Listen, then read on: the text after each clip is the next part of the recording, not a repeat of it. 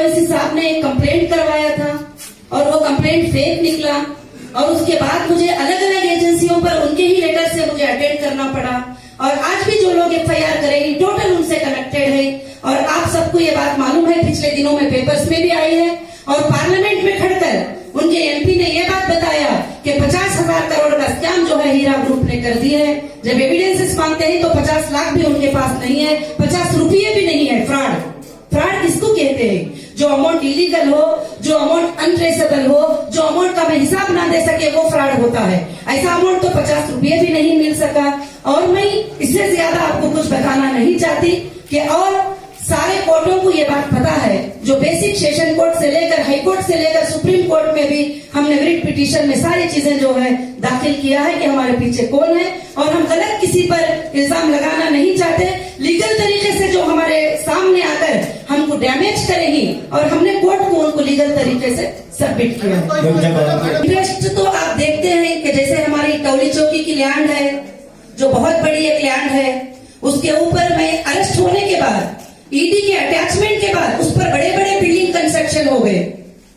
क्यों? उनके ही एरिया में हुए।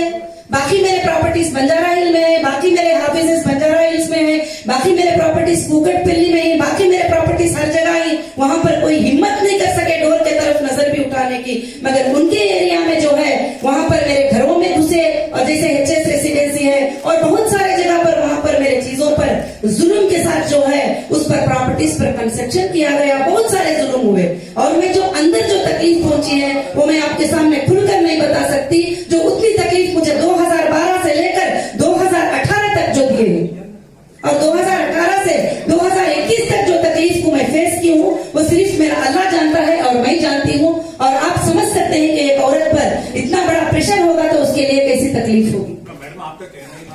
मुझे देखो उनके पीछे मैंने कभी नहीं सोचा था कि वो मेरे पीछे होंगे, मगर उनके लीगल एफआईआर, उनका साइन, उनके डॉक्यूमेंट्स, उनके परफेक्ट चीजें देख करके जैसे एफआईआर में कहते हैं इनको चेक करो, ये कंपनी ऐसी है, ये फ्रॉड है, फलाना है, फलाना है।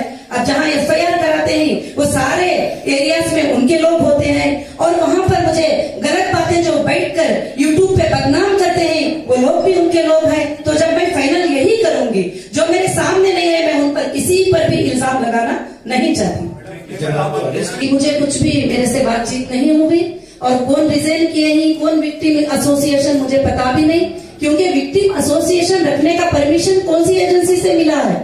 जब एजेंसीज लोगों को बुला रहे हैं, गवर्नमेंट के ऑफिसर्स लोगों को बुला रहे हैं, तो विक्टिम एसोसिएशन आप किसी के भी नाम का लेकर लोगों को यूज करके खोले तो आज कोर्ट में फैसला होगा उस बात का, इंसाफ होगी कोर्ट में उस बात की कि गलत तरीके से जो लोग विक्टिम एसोसिएशन बनाकर लोगों को पैनिक क्रिएट करके लोगों को गलत मैसेज देके जो किए वो सारा डेटा हमारे पास है, कोर्ट में क्लियर होगा ये मैटर। तो आपके लोगों ने पॉजिटिव और नेगेटिव दोनों चीजें मीडिया में फैला रहे थे जी। जब सुप्रीम कोर्ट का फैसला आ चुका था तो हमने कहा मैं तो उसके बारे में कुछ नहीं समझती, क्योंकि वो मीडिया की मर्जी होती है, जब चाहे जो चाहे वो छापे। और सुप्रीम कोर्ट का जब पॉजिटिव रिजल्ट आया, हाई कोर्ट का रिजल्ट भी आया, वो भी मैंने कहीं भी नहीं देखा। और इंशाल्लाह मैं उम्मीद करती हूँ कि आगे जाकर ये सब अच्छे रिजल्ट हम देखेंगे। और दूसरी बात, जो गिन चुनकर जो 29 लोग थे जो एफआईआर किए हुए थे टोटल कंट्री के अंदर, और इल्जाम लगाया जा रहा था 1,72,000 इन्वेस्टर, 5,600 करोड़, ये कहां से फिगर लिया? मेरे इनकम टैक्स की आईटी रिटर्न फाइल से 2-3 इयर्स का फिगर लेकर उन्होंने स्कैम बना दिया। जो इनकम टैक्स में लीगल सबमिट किया हुआ है मैंने टोटल चीजें, उसको फिगर को जो है स्कैम बताकर हर पेपर में, मैं हर अखबार में ये बात देख रही थी। मैं चाहती हूँ कि फैक्ट को एक बार चेक करें, सच्चाई को एक बार चेक करें, क्योंकि ये ऐसा नहीं था जो बता रहे थे और फैक्ट को हाइड करना चाहते थे, सच्चाई को छुपाना चाहते थे। मगर ऊपर वाले का एहसान हुआ कि मुझे वापस मौका दिया कि मैं सच्चाई को आपके सामने बयान करूं। काफी हमें ट्रेनिंग कॉल्स आए थे जी, मैं किसी का कॉल पे रिसीव नहीं किया, मैंने किसी से जी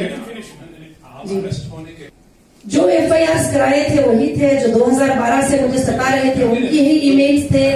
और जो है जो भी ग्रुप था वो ओवैसी साहब के तरफ से ही वो ग्रुप था जो मुझे सता रहा था और हमेशा ट्रेडिंग कॉल्स करते थे, हमें बिजनेस करने नहीं देते थे। हमारे शोरूमों में जाने के वक्त में वहां पर कुछ इस तरीके के लोग आके खड़े हो जाते थे जो हमेशा परेशान करते करते थे हमारे लेडीज को, हमारे स्टाफ को। हमने कंप्लेंट भी किया बंजारा हिल पुलिस स्टेशन में, हमने कंप्लेंट भी किया हिमायत नगर पुलिस स्टेशन में, हमने कंप्लेंट किया, मगर वो कंप्लेंट पे कोई भी असर नहीं होता। 10 डेज में उनको क्लियर शीट मिल जाती है, ना इन्वेस्टिगेशन होता, ना उनको अरेस्ट किया जाता। तो फिर हमने छोड़ दिए और कोर्ट को जो है परफेक्टली कोर्ट में जो है वो चीज को ये करना शुरू किए।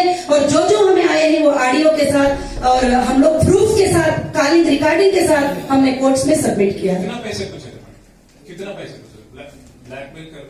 ब्लैकमेल कर रहे थे, एक्सटॉर्शन। कितने पैसे करके बोले नहीं, कभी 20 करोड़ डिमांड किए, कभी 50 करोड़ के डिमांड किए, कभी बोले ये लैंड हमारे को दे दो, और कभी बोले ये मीटिंग कर लो। बहुत सारी चीजें हैं जो मैंने सबमिट किया है कोर्ट में।